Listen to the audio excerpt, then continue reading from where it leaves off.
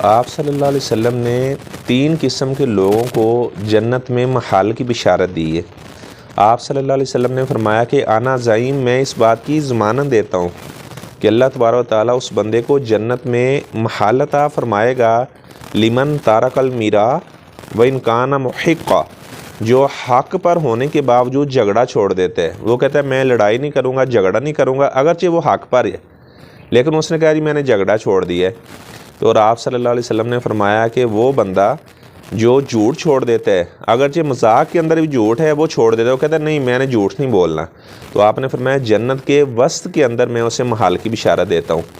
اور آپ نے فرمایا کہ میں اسے اعلی الجنہ، جنت الفردوس کے اندر محال کی ضمانت دیتا ہوں، لمن حسن خلقہ، جس نے اپنا اخلاق اچھا کر لیا۔ تو اللہ تبارک و تعالیٰ ہمیں بھی یہ خوبیاں اپنانے کی توفیق عطا فرمائے کہ ہم اپنا اخلاق اچھا کریں اور ہمیشہ